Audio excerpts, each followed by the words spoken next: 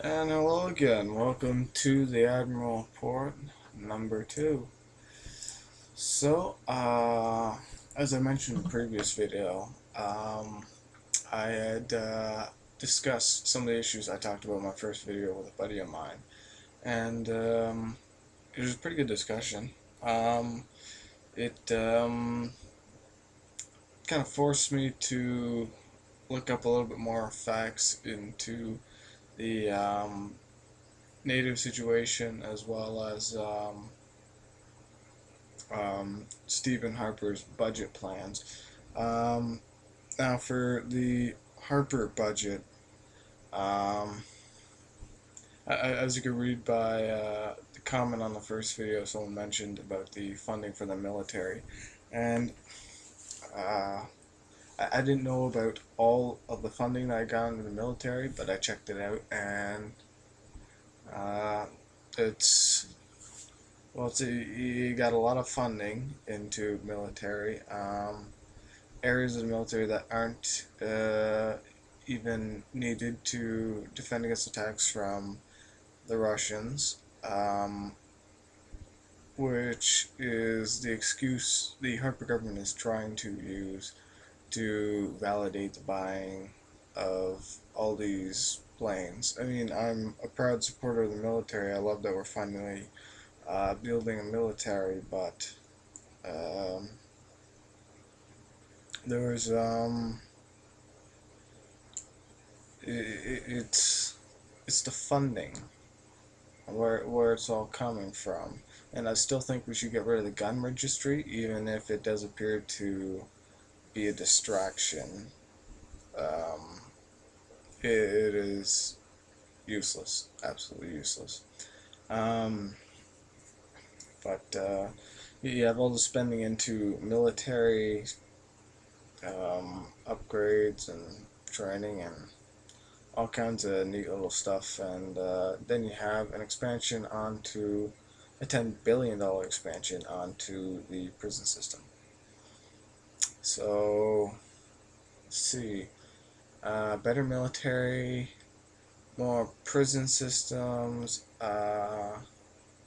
Abolishing the gun registry could work in the favor of some kind of evil conspiracy plot, you know. Also, throughout Harper's terms, he has established some uh, cross-border deals with the United States. One in particular involved, I believe it was some kind of uprising, something. In the event that there's a mutiny or a rebellion or something in Canada, American troops can cross the border and uh, reassert peace or stabilize the situation. Um, if it was just the military, then I think he's expecting a fight in another country or something, okay, but the prison system, nothing validates.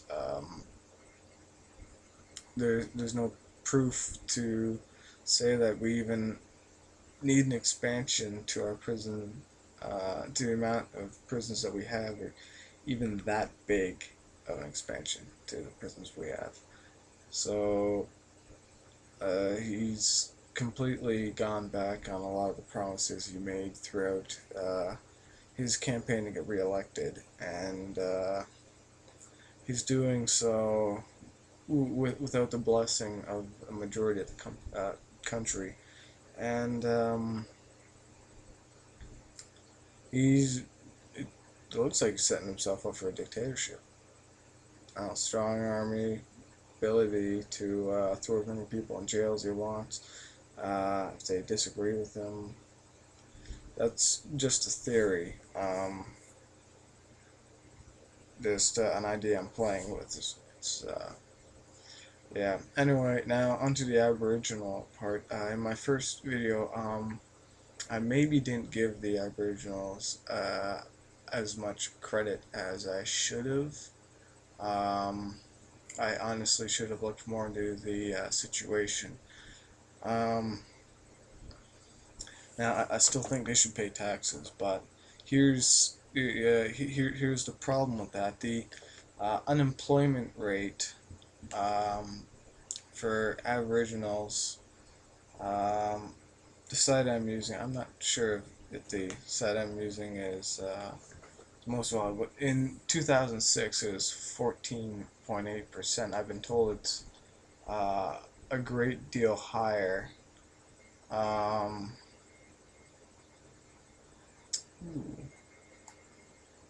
uh, I'm actually just kind of surfing, trying to look for good sources on this kind of stuff. But apparently, as it stands right now, it's very high. Um, I believe someone says in the 80 percentile rate, and it has to do with improper school funding.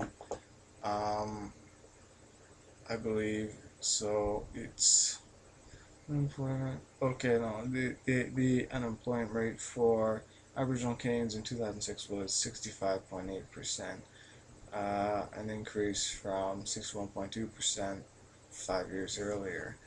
And the gap continues to increase, and it's pretty big right now. So even if we wanted, even if um, the Aboriginals wanted to pay taxes, how could they? Uh, that poses a problem. Um, but there's a sympathy bit in all that. See, people hear that Aboriginals are wanting something. The first thing they think is, well, they don't pay taxes. And taxes for everyone is a big issue. Someone kid gets kidnapped or something, and it's the talk of the week or 2 weeks. That's it. There's a tax change. It's the talk of the month or the next 2 months. Everyone hates taxes. Nobody likes it. Nobody wants to pay them, but uh, they do, and they use that against the Aboriginals. Even I unfortunately mentioned that in my first video as a kind of ground, and I made the statement of what is it? I can't remember, but I still think that statement applies, but applies both ways, primarily towards the government. Um, what else? Yeah, so if the Aboriginals decide to pay taxes, what would the rest of the world have to, what would the rest of the country have to argue about the next time the Aboriginals want something? I mean, as far as they're concerned, if they're paying taxes just like they are, who's to argue? I think it would generate a great deal of support for um, Aboriginals trying to um, gain access to rights and better funding for schools and all that stuff. Um, but the situation is right now they're trying to get funding for schools, and um, from what I understand, they're in Ottawa right now trying to or protesting to, or at least they were on the 23rd, to get funding, better funding for schools, and that's unfortunate. Uh, the government needs to reassert its position um, towards Aboriginals. They need to give them more funding. They need to help them have better access to jobs, which is not easy. By the way, because there's a lot of people who don't have work right now, whatever. But they need to figure out some way of evening the playing field. And the Aboriginals, they should agree to paying taxes. It's financially it's uh, bad for us. It's good for the government. It would generate. I think it'd put them on a more equal plane. It would give them. Nobody could put an argument against them wanting anything if they pay taxes, because that's the first thing people would jump to. It's a stupid thing, but it's what people jump to. Um, what else? Um, well, I covered all the. I covered my um, little part about the Harper governments and their military. Um, I spent the whole day thinking about what I'd say in regards to the Aboriginal thing, because it really did bug me that I didn't say enough in the first video, and that I hadn't researched it prior. But I'm drawing a blank right here now. Yeah, sorry. Yeah, I'm drawing a blank right now, but um, I'd encourage questions. I'd encourage more information to deepen my understanding of the situation. If you know the best ways of um, getting it, but it's yeah. Um, Probably later tonight or tomorrow, I'm going to be doing another little video about millionaires and billionaires, because something needs to be said about that. And they're probably the biggest crooks out there. With the exception of Bill Gates and those other guys that decide to hop on board the billionaire challenge. I don't know if you know what that's about. Basically, they give away um, at least half or all of their money just for the sake of being recognized as a very generous person. Uh, that's pretty good. If there are billionaires or people out there that are willing to give away half or all their fortune for no profit just for the sake of being recognized, yeah, they would like people to think very highly of themselves, so they're very humanitarian. They actually care about helping other people. That's which is a good thing to see. I'm going to talk more on this subject in my video about millionaires and billionaires.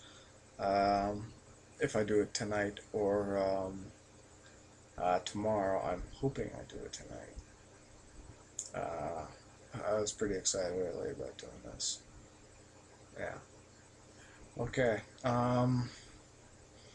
Yeah, that's it for now. Um, and for future come, just be right with that gun, because Harper regime could come through your door, and that's not gonna be very fun. Okay, see ya.